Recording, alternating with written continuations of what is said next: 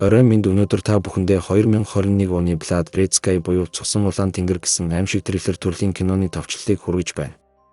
Кино Шотланд дахь нэгэн агаарын цэргийн бааз нислэгийнхээ үеэр барьцаалагдсан онгоцыг хүлээж авахар өмж байгаа зураглалаар эхэлнэ. Удалгүй энэ хэргийг хариуцаж ажиллах тушаал авсан хурандаа Драмонд бааз дээр ирэх бөгөөд нэгэн эмэгтэй офицер түүнийг угтаж аваад онгоцны ахмад болон туслах нисгэгч нас барсан гэж үзэж байгаа талаар мэдээлдэг. Мөн онгоцон дотор хамгийн багадаа л гэхэд нэг террорист байгаа гэсэн мэдээлэл байв. Ингээд хурандааг хяналтын төв рүү ороход цэргүүд нь онгоцонд яаж газардах талаар заавар өгч байх ба удалгүй онгоц бага зэрэг хүчтэй боловч амжилттайгаар газардна. Улмаар хурандаа Драмондыг онгоцтой холбогдсон байдлыг тодруулахаар оролдож байтал гинт онгоцны нэг хаалганы ойролцоо хөдөлгөөн илэрдэг. Тэгтэл нэг хүү онгоцны хаалгаар шүхрээр дамжин доошоо бууж хурандаагийн явуулсан цэргийн машинууд хүүг авахаар очно. Удаачгүй байтал нисгэгчийн бүхээгт дахин нэг хүн харагдах ба хурандаа холбоогоор түнд илүү дутуу хөдөлгөөн хийвэл гал нэхийг анхааруулад нисгэгчийн суудал дээр гараа дээшээ өргөн суухыг тушаадаг. Харин өнөөх ир өөрийгөө террорист биш гэж амлаад онгоцноос буух зөвшөөрөл өгвөл бүх зүйлийг тайлбарлана гэж хэлдэг. Дараа нь хурандаа эмчийн үзлэгт орж буй Илиас хүүтэй яриулахаар хэлмэрчээ явуулсан боловч хүү юу ч ярьдаггүй. Үйл явдал нэг өдрийн өмнөх рүү шилжихэд хүүгийн ээж нааджаа онгоцоор нисгтээ бэлдэж байх ба тэр Нью-Йоркт байгаа эмч рүүгээ залган хүү Илиастайгаа хамт өөрийн нууцлаг өвчнөдөө эмчилгээ хийлгэхээр очиж байгаа талаараа ярилцсан. Тэгтэл Илиас ээж рүүгээ залган ачаагаа өгчихсөн талаар хэлэхэд нааджаач орой болсон хойно онгоцны буудлын дээр очиж хүүтэйгээ уулзсан. Ингээд тэд онгоцны буудлын шалган өнгөрүүлэх хэсгээр дамжин хүлээлгийн хэсэгт ирэхэд нааджаа хүүгээ үлдээгээд ариун цэврийн өрөө ордог. Дараа нь тэр тариа гаргаж ирэн бэлдээд ямар нэг зүйл уух ба уусан зүйл нь шууд л нөлөөлж байгаа харагдана. Улмаар нааджаа өөрийгөө тарьдаг. Энэ хооронд Фарид гих залуу утсаар ярьж байх бөгөөд Илиас түүн дээр ирэн яриа өдөж тэд хөвчлөлтэйгээр ярилцсан. Фарид Илиасаас ээж нь хаана байгааг асуудал нааджаач хурч ирдэг. Ингээд тэд онгоцондоо суун суудлаа эзэлцгээх ба энэ үеэр онгоцны үйлчлэгч нисгэгчдээс копи уух эсхийг нь асуудаг. Онгоцны үйлчлэгчдийн хэсэгт ирсэн хойноо эрэгтэй үйлчлэгчээс бизнес класс дахь хүйсээр л урлагч зорчигчийн учрыг олохыг гуйдаг. Удалгүй онгоц Германаас Америкийг чиглэн хөөрч нааджаа ариун цэврийн өрөөнөөс суудалтаа иргэн ирж суугаад дэвтэр дээрээ ямар нэгэн зүйл бичнэ. Тэр дэвтрийнхээ завсраас нөхөртөөгөө хамт ахуулсан 6 харан өнгөрснөө дурсах бөгөөд нөхөртөөгөө нэлэх хүүхдтэйгээ хамт машинтаа явж байтал замаасаа төөрч нөхөр нь тусламж олж ирэхээр явдаг. Үйл явдал одоо үе рүү шилжихэд нааджаа онгоцны урд хэсэгт маргаан гараад байгааг анзаарах ба эрэгтэй үйлчлэгч Эйд бол нэгэн бүдүүлэг зорчигчийн учрыг олохоор оролдож байдаг. Тэгтэл нисэх хүчний тэслэгч хурч 90 зорчигчийг барьж авах бөгөөд 2 дахь тэслэгч тэдэнтэй нэгдэнэ. Тэднийг зорчигчтой ярилцаж байх зур Эйд бол 2 дахь тэслэгчийг хутгалж харин өнөөх зорчигч 1 дахь тэслэгчийг хүчээр илүүрхэн цохино.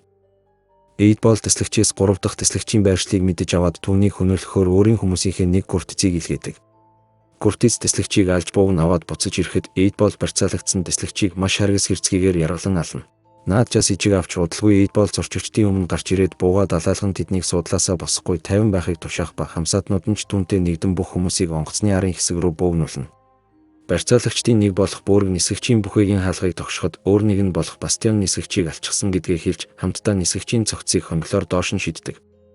Тэгээд Бөөрг зорчигчдод хандан онгоцыг бүхэлд нь хяналтаа авсан талаар мэдээлэл хийж тэднийг гараа уртаа аван суухыг тушаадаг. Барьцаалагчдын нэг онгоцны хар хайрцгийг олж шинээр тохируулад Бөөргт мэдэгдэхэд туслах нисгэгч онгоцны чиглэлийг өөрчилнө. Энэ үед Илиас ээждээ ихэд санаа зовж байсан ч нааджаа түүнийг тайвшруулах ба Илиас онгоцны загварыг судлаад түүнд нарнаас хаана нуугдаж болохыг хэлдэг. Тэгтэл Куртиц Фардиг онгоцны урд хэсэг рүү аваачиж Карл Эйдболыг тайвшруулахыг оролдож байх үеэр Илиас суудлаасаа босон цухтаадаг. Нааджаа хүүгийнхээ хойноос явж байтал Эйдбол түүнийг Илиасын нүдэн дээр буудаж орхих ба Карл Илиасыг суудалд нь буцааж авчирч суулгана.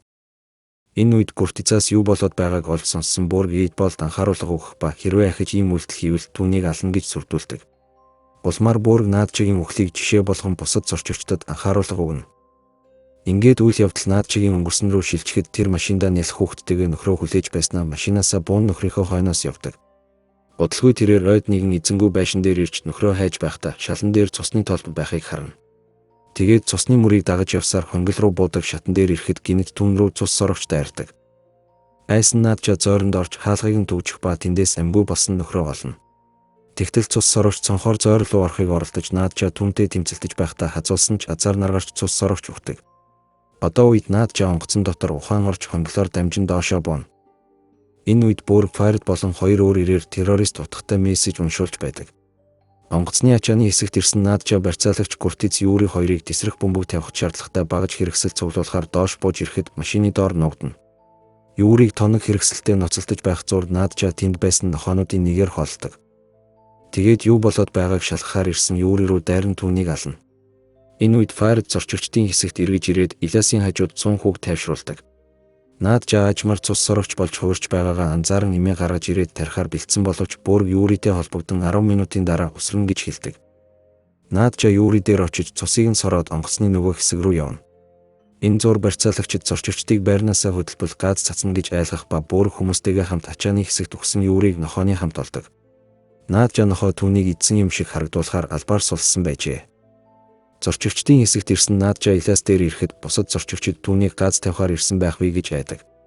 Харин Наадчаа хүүгээ аваад нисгэгчийн бүхээг рүү очиход хинч байхгүй хоосон байсан тул буцаж ирээд онгоц жолоодож чадах хүн байгаа эсхийг асуух ба нэг зорчигч чадна гэж хэлдэг.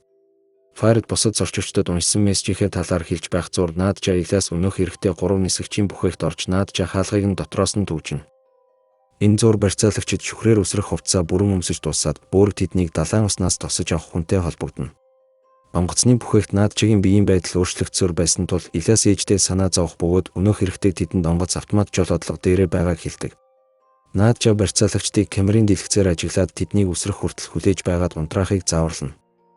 Эйд бол Наадчаа өхөөгөөг олж мэдээд Боргтой хамт зорчигчдын хэсэг рүү буцаж ирэн түүнийг хайж эхэлдэг. Тэгтэл нэг зорчигч Наадчааг нисгэгчийн бүхээгт байгааг хэлэхэд тэд бүхээг дээр ирээд хаалгаа онгойлгохыг тушаана. Наадчаа онгоцыг буцаагаад Америк руу эргүүлэх гэж залууд хэлэхэд залуу ихэндээ эргэлцсэн ч Наадчаагаас айн хийснээр нь хийдэг. Барьцаалагчид онгоц чиглэлээ өөрчилж байгааг анзаарч Боргч нэг зорчигчийг барьж аваад будаж орхидог. Ингээд Борг Наадчаад хаалгаа онгойлгох хүртэл зорчигчдыг нэг нэгээр нь ална гэд Эйд бол дараагийн хүнийг авчрахыг тушаах ба тэр ч нэгэн бяцхан охиныг авчрахад Борг охинд буу тулгаад тоолж эхэлдэг. Гэтэл гинт хаалга онгойж Наадчаа усран гарч ирээд Боргийн хүзүүнээс хазна. Үүнийг харсан хүмүүс айж цочирдон харин бүхээгт байсан залуу Илиастай хамт бүхээгний хаалгыг дотроос нь хаадаг. Наадчаа Боргийн цусыг сорж дуусаад цухтааж буй үлдсэн барьцаалагчдын араас хөөдөл Борг цус сорогч болон хувирч эхэлдэг. Үүнийг мэдсэн Наадчаа түүнийг алхаар буцаж очиход Эйд бол энэ бүхнийг нууцаар харна. Дараа нь тэр бүхээгний гадна ирээд Илиаст хаалгаа онгойлгохгүй байхыг захих ба өөрөө ариун цэврийн өрөө орж хэр их өөрчлөгдсөн болохоо толинд харна. Энэ зур Эйд бол Наадчаагийн цүнхийг авчруулад үлдсэн барьцаалагчид дээр очиж тэмдэглэлийг нь уншдаг. Эйд бол Наадчааг цус сорогч гэж хэлсэн боловч бүхнийг өөрийн нүдээр хараагүй Карл түүнд итгэдэггүй. Харин Эйд бол хит ягаан туяаны гэрлэр түүнийг гэмтээж болох талаар бусдад хэлнэ. Энэ үед Наадчаа өөртөө юм тариад дахин өнгөрснөө эргэн санах ба бяцхан Илиасыг хооллох гэж оролдохын хажуугаар өөрийгөө хооллож байгаа харагддаг. Хүү уйлж эхлэхэд Наадчаа түн рүү архираад бушуухан угаалгын өрөө орж хүүгээ гэмтээхгүй тулд соёогоо бахиар татаж авахыг оролддог. Нэг өдөр тэр өнөөх цус сорогчийн байшин дээр ирж түүнийг хувиргасан цус сорогчийн аавтай нь уулзах ба тэр хүн өөрийгөө хянаж чадхаа болсон талаар өөрөө ч мөн хүүтэйгээ адилхан болохоо хэлдэг. Тэгээд тэр өөрсдийгөө хараагдсан зөвхөн өвдөлт зовлон л авчирдаг гэж хэлээд Наадчаа руу бодно. Үйл явдал одоо үе рүү шилжихэд Эйд бол зэвсгээ бэлдэн бусад нь яах талаараа ярилцаж байх ба Карл тэдэнд нисгэгчийн бүхээгийг буцааж хяналтаа оруулан онгоцны чиглэлийг өөрчлөх хэрэгтэй гэж хэлдэг. Энэ үед Илиас нисгэгчийн бүхээгнээс гарч ариун цэврийн өрөөнөөс ээжигээ гаргаж ирэн бүхээг рүү чирэх ба барьцаалагчид ч тэнд ирсэн байдаг. Тэднийг харсан нисгэгч залуу хаалгыг түүжих гэж оролдоно. Наадчаа энэ үеэр сэргээд модонд хит ягаан туяаны чийдэн бэхэсэн Эйд болтой нүр тулах ба тэр Наадчааг түлж ухаан алдуулдаг. Энэ хооронд бусад нь бүхээгийг хяналтаа авахар оролдож харин Эйд бол Наадчааг харж үлдэх ба тариур олоод түүний цусыг тариураар шахдаг. Ингээд Наадчааг яг дүрх гэж байтал Илиас түүнд буу тулгана. Эйд бол Илиас руу очиод бууг авах гэж оролдохдоо гал алдаж онгоцны цонхыг харлах ба онгоц агаарын даралтын улмаас тогтворгүй болж Бастиан бусдаа тэдэнд ердөө 10 минутын хүчилтөрөгчийн нөөц байгаа тул онгоцыг доошлуулах хэрэгтэй гэж хэлнэ. Наадчаа Илиаст хүчилтөрөгчийн маск зүйлгээд бууг авч Эйд бол руу буудахад тэр цухтаадаг. Энэ үед нисгэгчийн бүхээгт байсан залуу хүчилтөрөгчийн масканд хүрч чадаагүй улмаас амьсгал нь боогдож барьцаалагчид энэ боломжийг ашиглан бүхээг рүү нэвтэрцгэн. Наадчаа хүүгээ онгоцны нөгөө хэсэгт Фарид дээр аваачиж өгөх ба онгоц гинтгэн доошилж эхэлдэг. Тэгээд тэр Эйд болын араас явж түүнийг сум нэвтэрдэггүй машин дотор олох ба Наадчаа хичнээн буудсан ч ямар ч нөлөө гардаггүй. Тэгтэл Эйд бол Наадчаагийн гуйлтыг сонслгүй цусыг нь өөртөө тарьж орхидог. Наадчаа яах ёстойгоо ойлгон шүдэн зарих олоод машин дээр цацсан Эйд болыг машинтай хамт шатаадаг. Тэр өнгөрснөө эргэн санахад хөвшин цус сорогч түүнд энэ халдварыг цааш нь тарааж болохгүй устгах хэрэгтэй гэж захих ба Наадчаач түүнийг удаадараа цохиж алхахад үхээсээ өмнө Наадчаад чи дотроо байгаа харанхуйг захирч чадахгүй гэж хэлдэг. Энэ үед онгоц амжилттай доошилж ачааны хэсэгт гал гарч байгааг мэдсэн барьцаалагчид доош буусан боловч Наадчаа хэдийн галыг унтраагаад онгоц руу буцаж очдог. Барьцаалагчид наадчиг хараад түн рүү буудаж эхлэхэд зорчигчид ч айж сандралтан онгоцны урд хэсэг рүү зүхтаах ба Файрд Илиасыг аван тэдэнтэй хамт зүхтаана. Энэ үеэр барьцаалагчид 8 амьд хിവэр байгааг олох бөгөөд тэр гинт Куртиз руу дайран цусыг нь сороод бусдынх нь араас хөөдөг. Наадча онгоцны хөнгөлийн хаалгыг хаасныхаа дараа Илиасын зорчигчид түүнийг алах гэж байгааг анхааруулан хашгирахыг сонсдог. Файрд тэр тэдэнд муу зүйл хийхгүй гэж зорчигчдыг тайвшруулахыг оролдож байтал тэдний нэг нь наадчиг буудаж наадчаач тэдэн рүү дайрна. Зорчигчид түүнийг тогтоон барих гэж оролдсон ч наадчаа мултран гараад Файрд руу дайрдаг. Илиас ээжээсээ түүнийг битгий алаач гэж гуйх ба өөр нэг зорчигч наадчаа руу буу тулгана. Тэгтэл наадчаа хөнгөлд байгаа бусад цус сорогчдын чимээг сонсож тэднийг дээшээ гаргаж болохгүй гэж хэлээд 8-ыг хаалгаар оруулахгүй хичээдэг.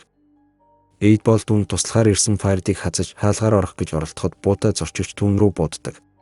Наадчаа Файрдыг хувирахгүй тулд хазуулсан гарыг нь таслах ба бүрэн цус сорогч болсон Куртиз хөнгөлийн хаалгаар онгоц руу нэвтрэх гэж оролдоно.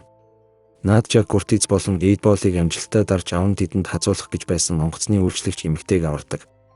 Дараа нь тэр зорчигчид дээр буцаж ирээд Бастионыг олж Файрд харин зорчигчдыг тайвшруулдаг. Бастион онгоц түшгүй болж байгаа тул хамгийн ойрхон байгаа онгоцны буудлыг олох хэрэгтэй талаартанд хэлж Файрд Илиас 2 наадчааг бүхээгний доорх харанхуй хөнгөл рүү орохыг ятгадаг. Бастион ойролцоо агаарын баазаас дохио хүлээж аваад онгоц барьцаалагдсан ч тэднийг амжилттай барьж ачааны хэсэгт хорсон гэж мэдээлнэ. Энэ зуур Илиас ээжийнхээ эмийг авчрахаар явах бөгөөд зорчигчид хөнгөлд байгаа цус сорогчдын чимээг сонсдог. Тэгтэл хүнд шаргацсан нэг зорчигч 8-ыг суллан өөрийг нь хазахыг гуйхад 8 түүнийг цохиж унгаад бусад зорчигчид руу дайрна.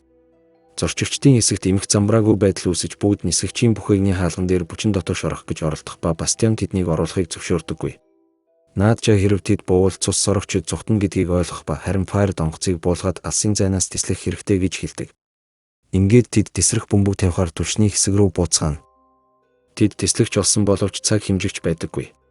Наадчаа бүгд онгоцноос гарсны дараа тесрэх бөмбөгийг гараараа дэлбэлэхээр шийдэж Илиаст үүнийг заавал хийх ёстойгоо тайлбарладаг. Илиас ээжигээ үлдээхийг хүсэхгүй байсан тул бөмбөгний цагийг олохоор хөнгөл рүү мөлхөн орох ба өөрийгөө хит ягаан туяагаар зэвсгэлдэг. Хөнгөлт байсан цус сорогчид Илиас руу дайрах гэж оролдоход тэр гэрэл тусган өөрийгөө амжилттай хамгаална. Ингээд эцэст нь хэрэгтэй зүйлээ олоод буцах гэж байтал цус сорогчид түүн рүү дайрч гэрлийг нь унгаадаг. Наадчаа бүхээгний камераар бүх зүйлийг хараад хүүдээ туслахаар шийдэн Бастионоос онгоц хизээ газардахыг асуухад Бастион онгоц автомат жолоодлого дээрээ байгаа гэдгийг хэлээд хинч онгоцыг энэ чиглэлд амжилттайгаар буулгаж чадна гэдэг. Дараа нь наадчаа Файрдад хандан хүүг нь харж хандахыг гуугаад бүрэн цус сорогч болж хувирахын тулд Бастион руу эргэн цусыг нь сордог. Энэ үед цус сорогчид Илиас руу дайран хүүгийн хашгирахыг сонссон 8 түн дээр ирж хүүг яг барих гэж байтал наадчаа гинт гарч ирэн түн рүү дайрна. Ингээд хоёр цус сорогч хоорондоо тэмцэлтэн 8 наадчааг хацахад Илиас нууц төлөвлөгөө хүлээж аван хаалгыг тислэн онгойлгох ба наадчаа түүнийг онгорхой хаалгаар түлхэн унгаадаг. Файрд энэ бүхнийг харж байтал 8 хаалганаас буцаж зүгдэн хүүг барьж авах гэж оролдоно. Файрд автомат жолоодлогыг унтраагаад онгоцыг эргүүлэхэд 8 нарны гэрэлд шатаж өгдөг. Илиас ээжигээ өөрийнхөө цусаар хооллоход наадчаа сэргээд хүүгийнхээ цусыг сорохгүй тулд өөрийгөө арай гэж хүчлэн барина. Тэр хүүгээ өөрөөсөө холдуулан түлхээд хөнгөл рүү ордог. Ингээд үйл явдал эргээд агаарын бааз руу шилжихэд Илиас хилмэрчээс Файрдыг авчрахыг гуйсан ч хилмэрч Файрдыг барьцаалагчдын нэг гэж зүтгэдэг. Илиас Файрдыг нар жаргахаас өмнө цус сорогчдоос аврах хэрэгтэй гэж гуйсан ч тэд хүүд тайвшруулах тариа хийн. Энэ зур драманд бүхнийг хянан цэргүүдтэй хүлээхийг тушаах бөгөөд харин онгоцон дээрх цус сорогчид үлдсэн зорчигчдоор хоолдог. Тэд онгоцон дээр болоод байгаа зүйлсийг огт мэдлгүй Файрдыг бууж өгөхийг шаардна. Ингээд удалгүй цэргүүд онгоцонд ямар аюул тэднийг хүлээж байгааг мэдлгүйгээр онгоц руу нэвтрэн ордог. Энэ зур эмнэлэгт хүрэгдэхээр явж байсан Илиас түргэний эмчийг амжилттайгаар умтуулаад чихмэл тоглоомоо шүүрэн авч машинаас үсрэн бууж онгоцыг чиглэн гүйдэг. Харин онгоцон дотор цэргүүд Файрдын анхааруулгыг тоогоогүй улмаас цус сорогчдын дайралтад өртөнө. Тэд Файрдыг барин машинд суулгах ба тэр Илиасыг олж хараад хичнээн хашгирсан ч хүү түүнийг сонсдоггүй. Илиас онгоцон дээр гүйж очиод ээжигээ дуудан нэг цэргийн цусыг сорж байхыг нь харж түүнийг бүрэн хувирсныг нь ойлгоно. Ингээд тэр тесрэх бөмбөгийг тислэхэд драманд болон түүний цэргүүд гайхан цочирддаг. Харин Файрд хамаг хүчээ шавхан Илиас дээр гүйж очиод түүнийг хэвтэж байхад нь олж тэрэн авснаар кино төгсдөг.